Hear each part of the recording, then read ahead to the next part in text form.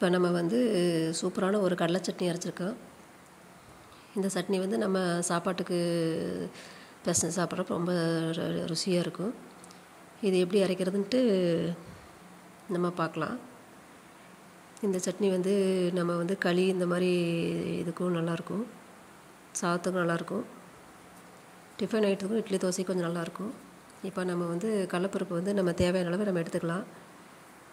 இதை வந்து நம்ம மீடியம் ஃப்ளேமில் வந்து நம்ம நல்லா வறுத்து எடுத்துக்கலாம். இது எப்படி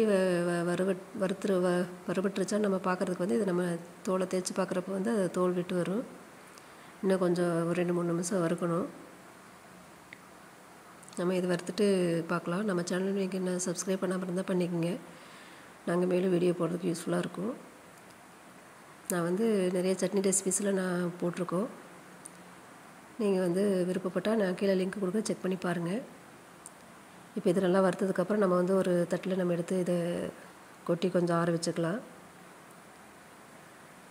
அதாவது ஒரு 5-10 நிமிஷம் நம்ம கொஞ்சம் ஆறுனதுக்கப்புறம் நம்ம வந்து சட்னி அரைக்கணும். அதுக்குள்ளே நம்ம வந்து இதுக்கு வந்து தேவையான மற்ற பொருட்கள்லாம் நம்ம என்னென்னு பார்த்து சேர்த்துக்கலாம். ஜீரகம் 1 ஸ்பூனு, மல்லி 1 ஸ்பூன், மிளகாய் நம்ம வந்து காரத்துக்கு தகுந்த மாதிரி நம்ம இதில் சேர்த்துக்கலாம். இதை கொஞ்சம் நம்ம வந்து லைட்டாக வறுத்துக்கலாம்.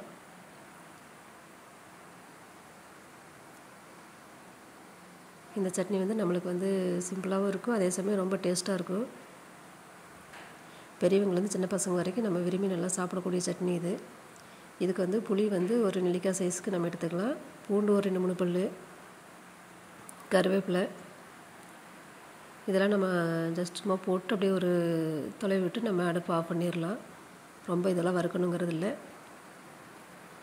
இந்த சட்னியில் நம்ம வந்து கல்லில் அரைச்சோம்னா ரொம்ப நல்லா டேஸ்ட்டாக இருக்கும். ஆனால் வந்து இப்போ யாரும் அதை அரைக்கிறது இல்லை. ஆனால் மிக்சியில் அரைக்கிறப்பவும் நல்லா தான் இருக்கும்.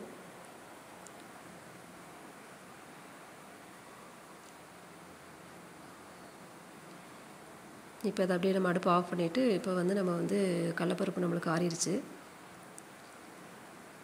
லைட்டாக சுடு இருந்தால் கூட பரவாயில்ல. ரொம்ப சூடாக இருக்கிறப்ப தான் கை தொட முடியாது. கொஞ்சம் வெதுவெதுப்பான சூட்டில் நம்ம வந்து தேய்ச்சோம்னா இந்த புட்டெல்லாம் நம்மளுக்கு நல்லா விட்டு வந்துடும். நம்ம இதை வந்து புடச்சி எடுத்துகிட்டு நம்ம வந்து சட்னி அரைக்கிறதுக்கு சேர்த்துக்கலாம்.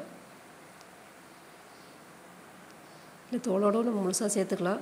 ஆனால் அது கொஞ்சம் அந்த தோல் வந்து கொஞ்சம் சரசரன்னு இருக்கும்.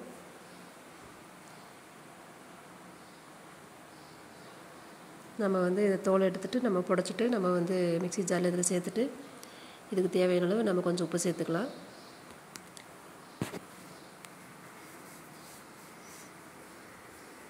நம்ம சேனலை நீங்கள் இன்னும் சப்ஸ்கிரைப் பண்ணாமல் இருந்தால் பண்ணிக்கோங்க. இதுக்கு வந்து கொஞ்சம் எக்ஸ்ட்ரா டேஸ்ட் கொடுக்கறதுக்கு வந்து கொஞ்சம் ஒரு 1/2 ஸ்பூன் வந்து வெல்லமோ அல்லது நாட்டு சர்க்கரை ஏதோ ஒன்று. சர்க்கரை கொஞ்சம் அவ்வளோ டேஸ்ட் வராது, இல்லை சேர்த்துக்கலாம். ஒன்று வெல்லம் இல்லை அப்படின்னா ஒரு 1/2 ஸ்பூன் நம்ம சேர்க்குறப்ப நல்ல அந்த புளிப்பு காரம் நல்ல டேஸ்ட்டாக இருக்கும். நீங்கள் ட்ரை பண்ணி பாருங்கள். இந்த சட்னி வந்து ஆல் டைம் ஃபேவரட். சின்ன பசங்கள்லேருந்து பெரியவங்க வரைக்கும் எல்லாருக்குமே பிடிக்கும்.